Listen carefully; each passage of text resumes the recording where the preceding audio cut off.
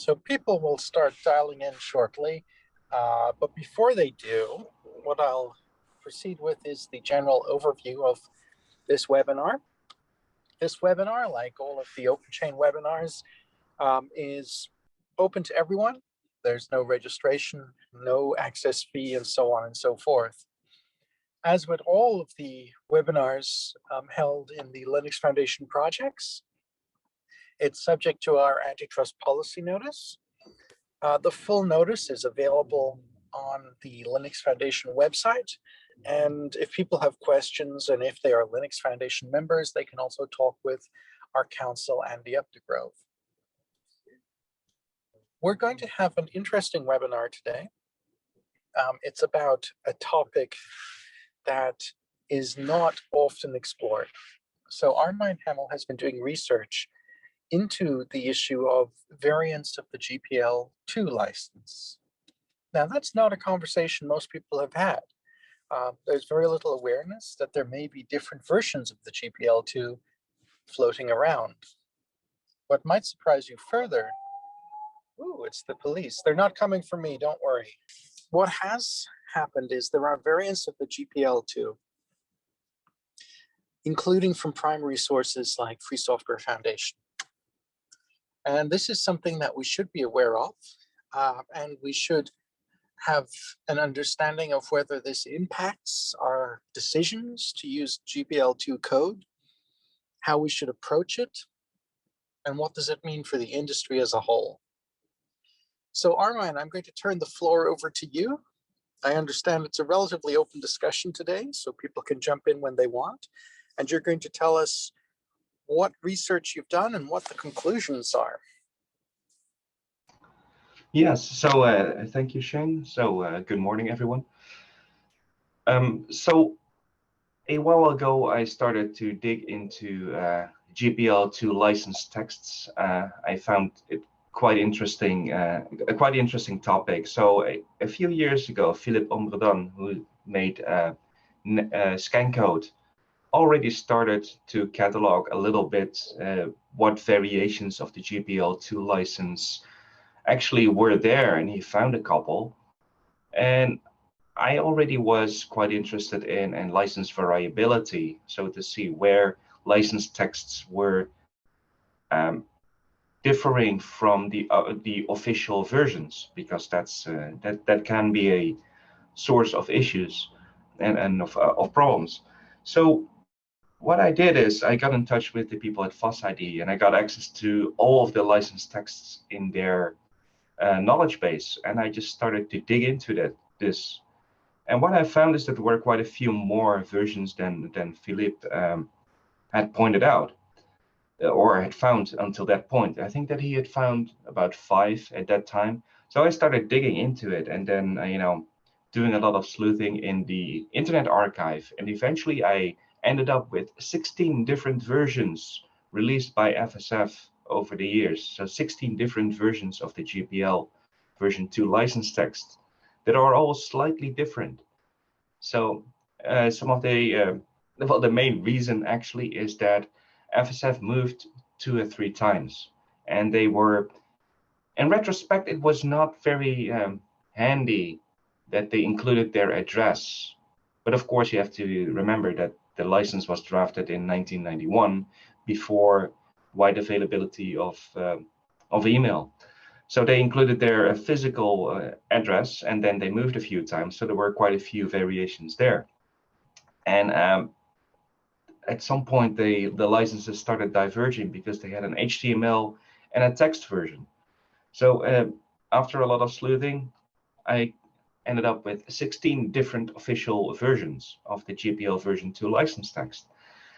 The reason why this is actually important is even though most of the differences are, I would say, cosmetic, but there is an importance, is that in 2017 there was a court case from, well, who else? Patrick McCarty, and in that case, he actually argued that how should I say this, that the license text that the company who he sued So the license text that the company that he sued used was not correct. So they actually used the GPL version 2 license text without the how to apply these terms and conditions, or so the appendix of the license. So they didn't use that, and the court actually said that, well, you actually have to use the official license text.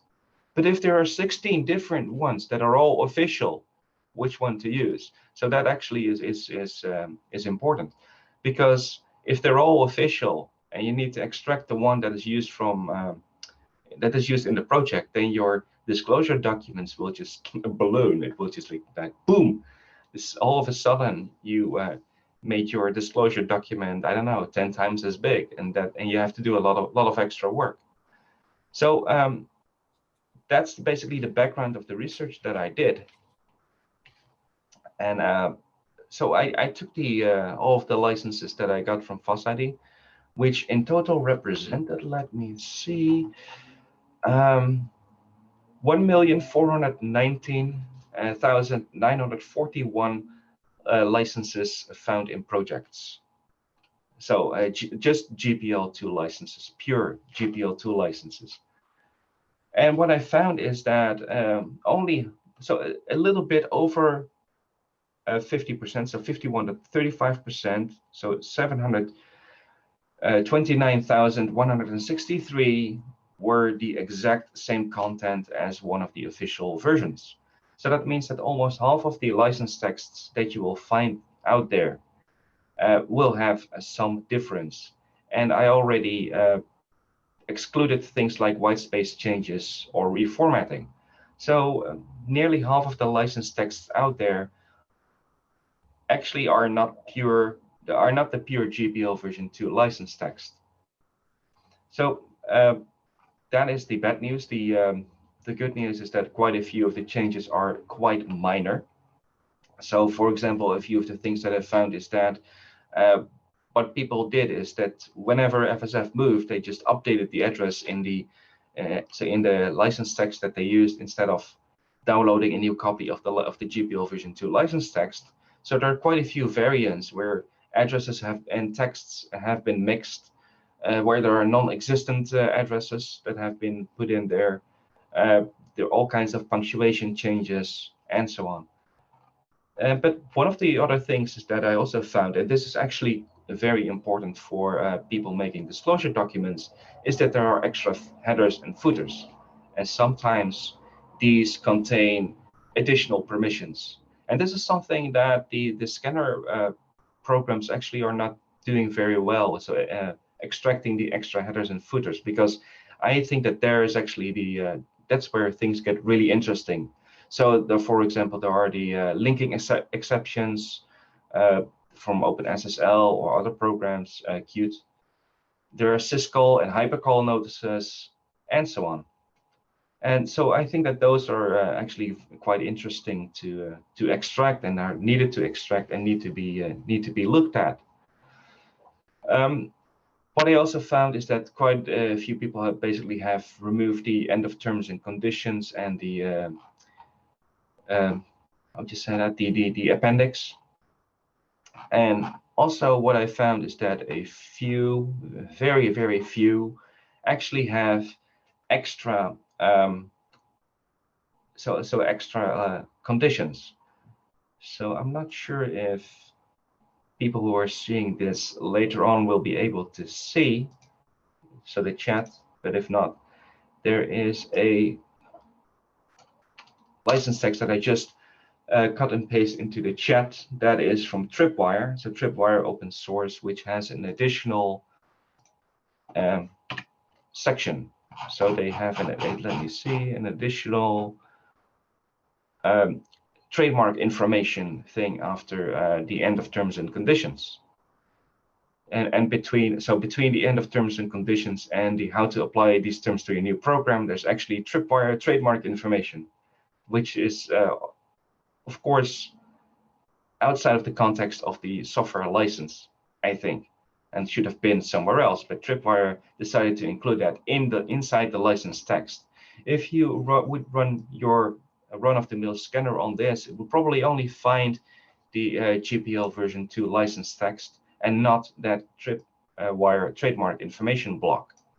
So this is why I think it is. Oh, Shane put it on the screen. Thank you.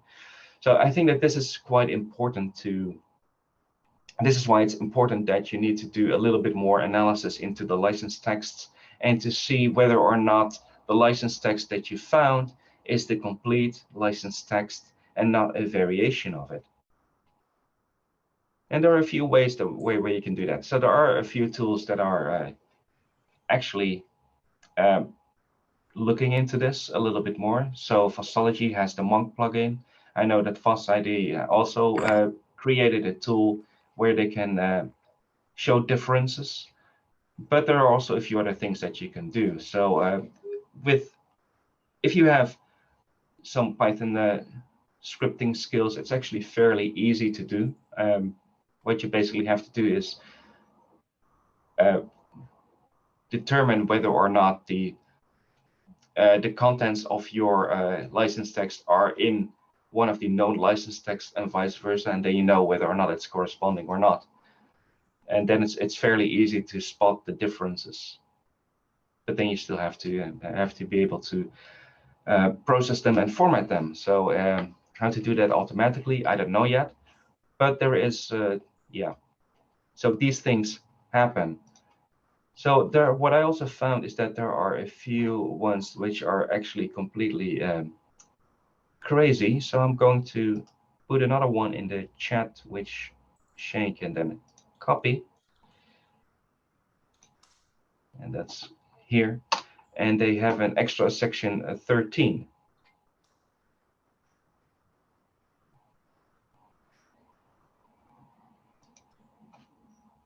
So I'm hoping that Shane can put that up.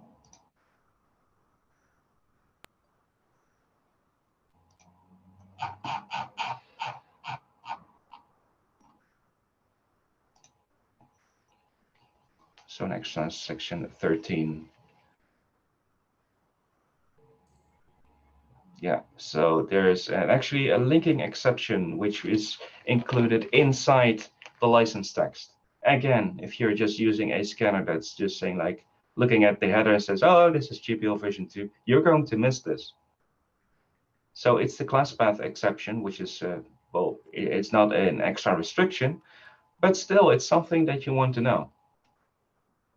And as said, there are very few of these, but you still need to be able to find them. There were also a few things that I found which were downright bizarre. Something like, well, you have to confirm or apply with these. No, you have to comply with these conditions, but not if it's 80% or less or something like that. And some people were very creative. Luckily, those license texts are an exception, and for projects that are relatively little used, but they still exist. So I would say that for the major projects, the license texts are relatively clean.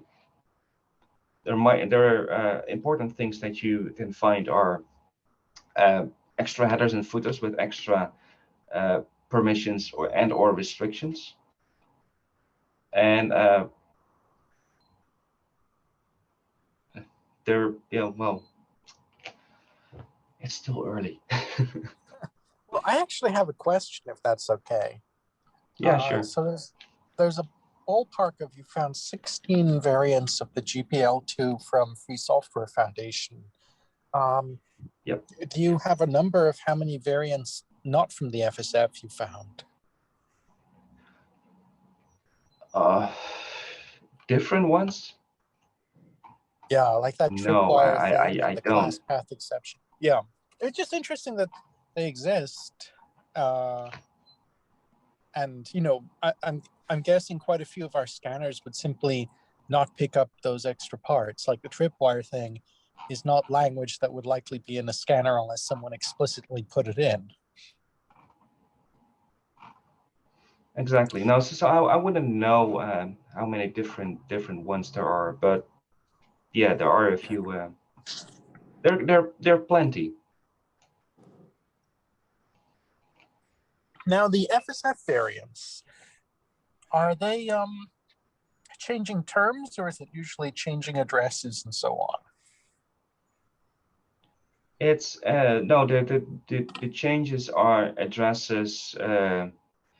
They are so the main changes are addresses, things like markup, um, and also that they reference the LGPL, and so the LGPL version. So that at some point they moved from LGPL 2.0 to 2.1. So that's where they made changes. And so there are also hybrid versions where the license text itself references 2.1 and the appendix 2.0 or vice versa. As far as I know, these changes weren't announced. They happened silently, or did I just miss it? No, so they actually happened silently. And also they didn't happen in sync. So for example, they had different ones available at the same time on the GNU.org and FSF.org. So those weren't in sync. And then if you go to the FSF website right now, then the HTML version and text version are still out of sync. So there actually is some different language in there. And they have been out of sync since 2004 or so. Wow. I don't know. It's interesting given the context of the court case with McCarty, where the judge wanted the correct version of the GPL to be included, and the question becomes, what is correct? Yeah, exactly. So I don't know what's correct. So if I would be, I mean, so this is basically this is how you create a very favorable situation for troll, because the troll then basically can say, well, you know, it actually has to be the license text that is shipped inside the source code. Mm-hmm. And if you're only including one and you have various pieces of source code with different versions, so you can always say, well, this is the wrong version. It's also interesting in the context. You know, you would think on one hand, oh, I can just put all 16 variants in the list, but some devices are very space constrained. So I was dealing with motherboard recently for an AMD Ryzen chip, and the motherboard could hold a certain amount of data in the non-volatile memory, but it was limited enough that the motherboard couldn't support all the different variants of the CPU easily. They had to occasionally update it to support one lot, and then the other earlier type wouldn't be supported unless you flashed again. And that just indicates that in some cases, kilobytes matter. And but this motherboard was using a Linux-based system, so interesting. Yeah, but then there's also things like, for example, the Linux kernel has its own thing with the syscall notices, where they say, well, you know, it doesn't apply to any, so the GPL doesn't apply to anything using the Linux kernel. BusyBox also has a notice, and then there are quite a few programs that all have this notice, or an extra header or an extra footer that might or might not be important. So that's a challenge. Do you have any suggestion of what we should do when it comes to the official license? Is there any strategy we can take to minimize the chance of complication? Well, so the good news is that most of the licenses out there are already on the latest version, but there are quite a few out there that are still using a previous version. So I think that if you are publishing source code and you're publishing something under GPL version 2, please check whether or not you're using the latest version. And if not, then update it to the latest version if you can. So if you have the rights to do that, then please change it to the latest version of the GPL version 2. I think that would already make things a little bit better. But we don't have any control over anyone else. This leads to a second question, which is, not the FSF ones, but things like the tripwire license and so on, for detection, is there any methodology we can apply to easily detect these things?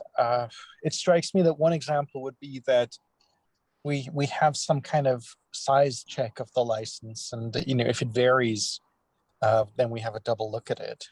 But any suggestions?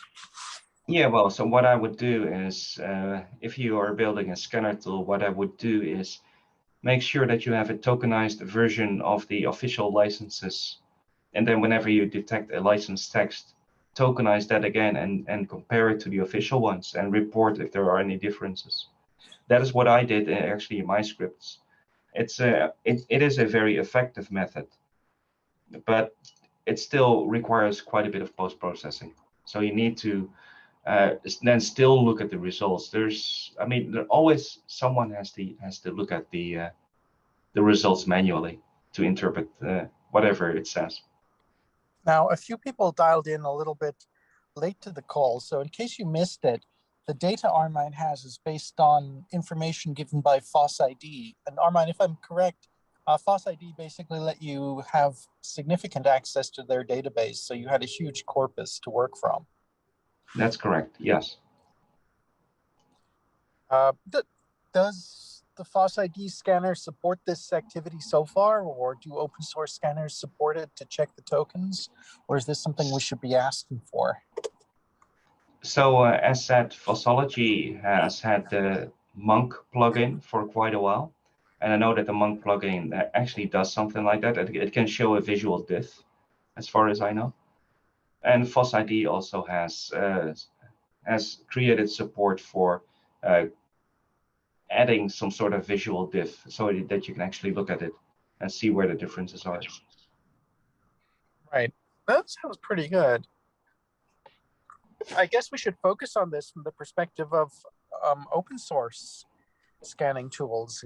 You may be introducing this at some point as a functionality boost. I know that in automotive right now, Marcel could speak more to this than I could, but we've seen open source review toolkit gaining real traction in that space.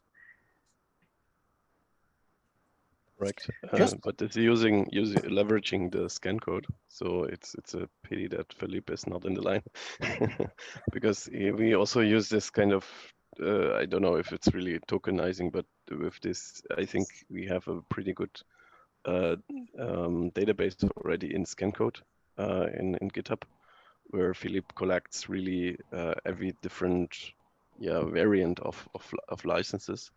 Right. But I do not know if he has already those different GPL2 in mind, or if he already had this in his list. Yeah. So I filed most of the things as bug reports for scan code as well. So hopefully. Of course, it was, you mentioned it was Philippe that first discovered that there were variants of the GPL. He discovered 6. And then you built on that and fleshed it out to 16 from FSF alone, which is a lot. Yeah. So the full results will be published in an article in JOLTS, currently going over the reviewers' comments. So that should arrive in a few months, I hope. And after that, I think I might start on Apache too, which is going to be even more fun. Yeah. Well, this is obviously, I think, very useful research. And I'm just going to pause here and check if people have further questions from Armine. Remember, we're lucky to have him on the line, and now is the moment to ask him about these license variants if you have a question.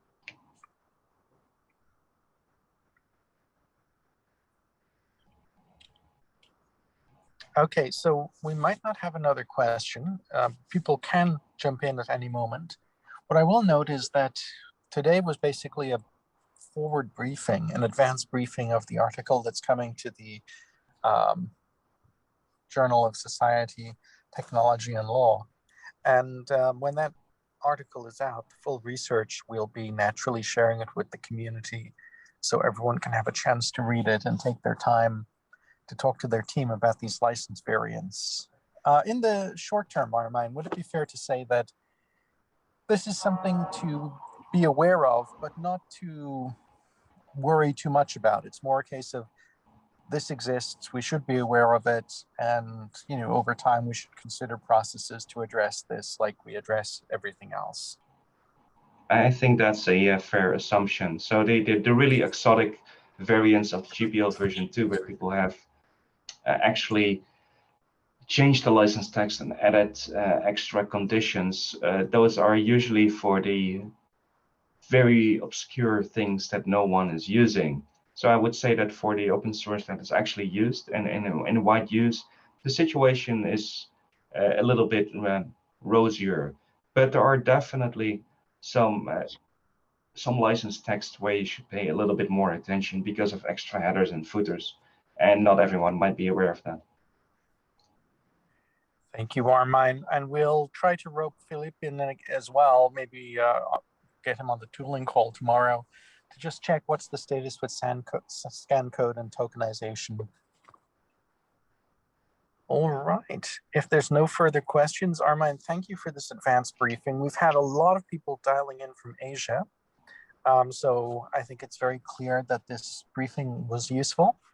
And for our community, I'll keep everyone up to date on the publication of your article and also further information from Philippe regarding how open source tooling like ScanCode will address this issue.